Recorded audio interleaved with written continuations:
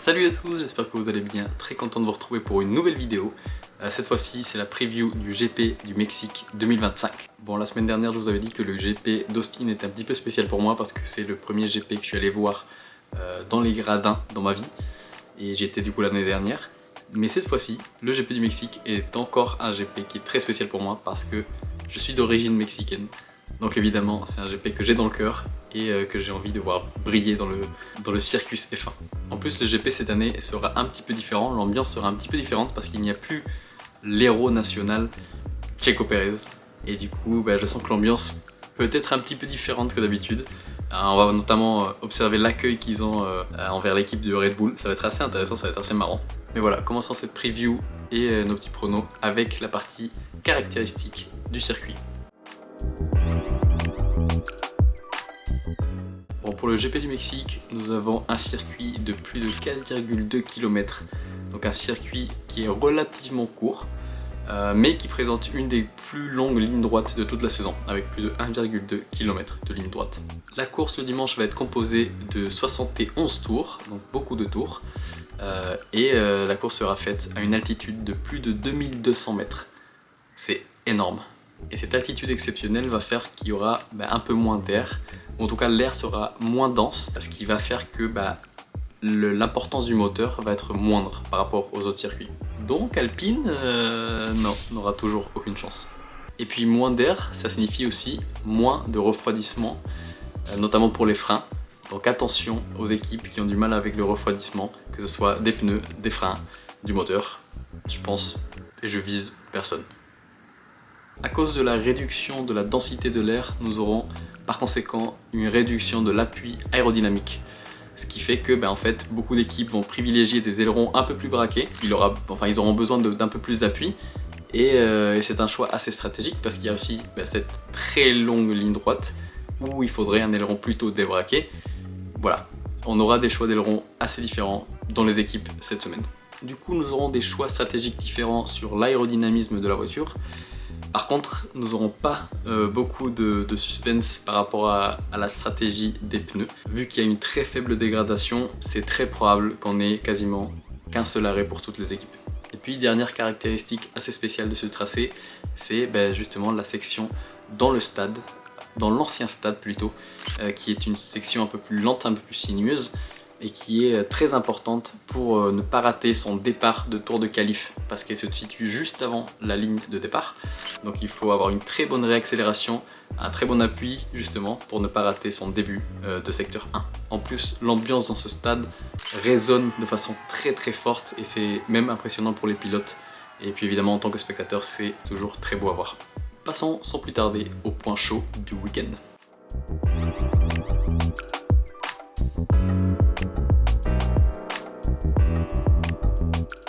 Et pour commencer, nous avons Max la menace. Et oui, on va voir si les dernières améliorations sont vraiment performantes sur ce type de circuit. Parce qu'on a vu que depuis les nouvelles améliorations, la Red Bull est plutôt très bien. Elle est revenue dans le game. Et là, c'est un circuit encore un peu différent avec, comme je l'ai dit, moins d'appui. Il faudra des réglages un peu plus spécifiques, un peu plus différents. Et on va voir si la Red Bull est aussi capable de gagner dans ces conditions-là. Ça va être un vrai test. Et cette potentielle performance de la Red Bull va être très importante pour Max.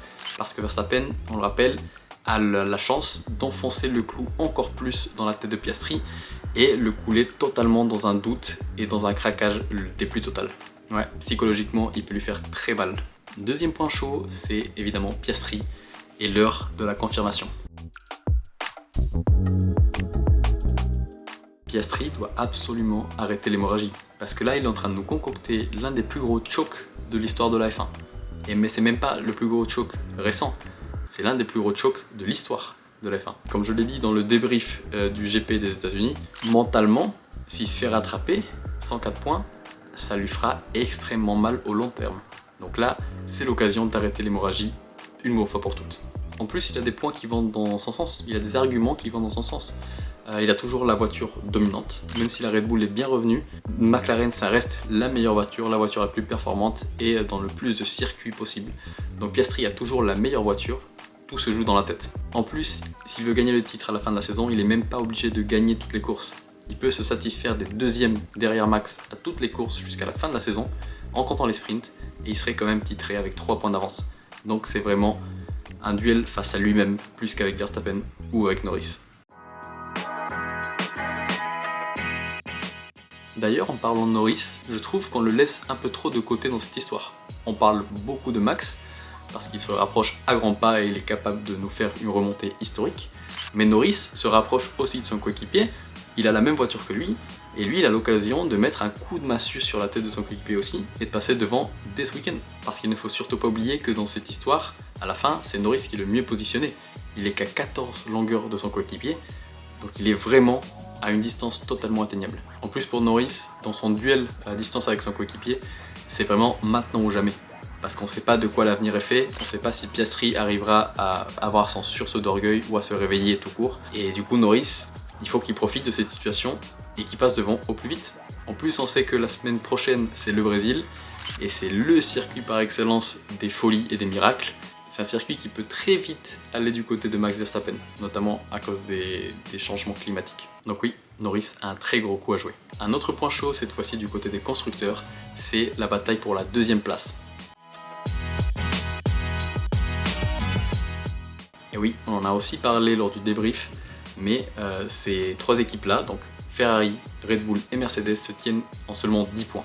Pour l'instant, Mercedes garde l'avantage de quelques points par rapport à Ferrari, mais malheureusement, elle se bat quasiment qu'avec un seul pilote. C'est d'ailleurs aussi le cas de Red Bull, même si Tsunoda va un peu mieux et Antonelli du côté de Mercedes va un peu mieux, ça reste quand même un championnat qui se joue à un pilote, on va pas se mentir, et ils ont la chance d'avoir une voiture assez stable qui est plutôt forte dans tous les circuits, parce que c'est ça qui leur permet, avec un pilote, de rester au top. On a le cas inverse chez Ferrari, ils se battent avec 2 pilotes, c'est la seule des 3 équipes qui se bat vraiment avec les 2 pilotes, mais par contre ils ont la voiture la plus inconstante et la plus difficile à prédire. On l'a vu encore une fois le week-end dernier avec une voiture qui a bien performé à Austin alors que personne ne les attendait, personne ne les voyait, notamment à cause des freins et de l'usure de la planche qui devait être assez critique, on va dire, la semaine dernière. Donc voilà, ça va être un point très intéressant à suivre ce week-end.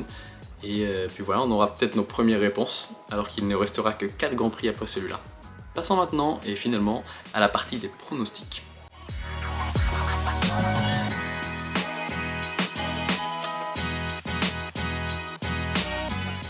En pole position, moi je vois nul autre que Max Verstappen.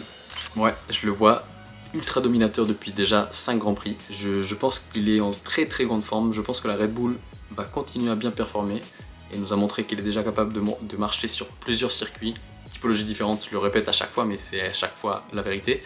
Et je pense que là, ça va être encore un circuit où Verstappen va être capable de performer.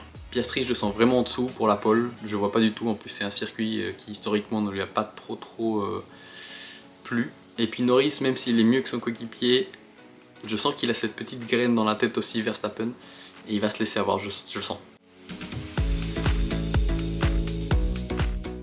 Puis pour la course, moi en 3ème position, je vois George Russell. Ouais, je le mets pas souvent sur mon top 3, mais cette fois-ci, je vais vraiment le mettre et j'y crois parce que la Mercedes, je sens qu'elle va bien performer, encore une fois, à Mexico. Historiquement, la Mercedes a toujours été plutôt forte à Mexico. Ça fait quelques années qu'ils ne gagnent pas, mais ils sont toujours dans les tops équipes à suivre ce week-end-là. Et puis Russell, depuis le début de la saison, c'est le maître de la constance. Il est trop fort, trop régulier. Et du coup, après un week-end un petit peu en dessous la semaine dernière, je sens que là, il va repartir de plus belle. Donc ouais, si vous avez bien fait vos comptes, ça veut dire qu'il n'y a pas de place pour soit une des McLaren, soit Verstappen. Donc qui sera le malheureux élu? Et bien en 2ème position, je vais mettre Verstappen. Ouais, je l'ai mis en pole, mais on sait qu'à Mexico, la pole n'est pas forcément avantageuse. Il est encore préférable d'être 2ème. Donc c'est très avantageux de partir 2ème ou même en 2ème ligne pour prendre l'aspiration de celui de devant. Chose et avantage que n'aura pas le premier. Et donc du coup pour le premier virage c'est très avantageux et tu peux très vite et très facilement prendre la tête au premier virage. Et celui qui va profiter de cette situation et qui va remporter du coup pour moi la course, c'est Lando Norris. Le samedi, je le vois se qualifier juste derrière Verstappen et du coup, vu l'avantage que je vous ai dit de la 2ème place, je le vois prendre la tête. Je le vois prendre la tête et après la McLaren sous air propre, elle est super efficace, elle est quasiment incomparable aux autres voitures et imprenable. Donc ouais, je la vois totalement performer et Norris je pense qu'il gagnera avec une vingtaine de secondes d'avance. Et donc cette fois-ci je vois Piastri ne pas être sur le podium pour une troisième ou quatrième fois de suite je crois. Je le sens toujours un ton en dessous, il ne montre pas forcément de signes encourageants. Donc je le vois mal se réveiller d'un coup comme ça en fin de saison, ça me paraît assez prématuré je pense. Et peut-être que prématuré n'est pas le bon mot, mais en tout cas je le vois mal se réveiller à ce moment-là de la saison. Pour moi il ne se réveillera pas, ou alors son réveil sera un peu tardif et pas assez fort on va dire. Donc ouais, à Mexico je le vois toujours pas performer, surtout qu'historiquement comme je l'ai dit, il a fait 2 fois cette course, l'année dernière et celle d'avant, et il a fait 2 fois 8ème, alors que l'année dernière Norris s'est battu pour la victoire, il était arrivé 2ème à 4 secondes de Sainz, et Piastri il était toujours pas là. Donc voilà, même historiquement, les chiffres ne sont pas avec lui. Voilà, c'est tout pour moi, cette course va être passionnante, j'ai trop hâte de la voir. Ça va peut-être pas être si passionnant que ça sur la piste, mais en tout cas, comptablement et intrinsèquement, les résultats vont être très importants. Très importants, et j'ai hâte de connaître les résultats et de pouvoir débriefer tout ça parce que ça va être très cool. En tout cas, je vous souhaite une excellente journée, une excellente semaine, tout le meilleur pour vous, et puis on se voit très vite. Voilà, ciao!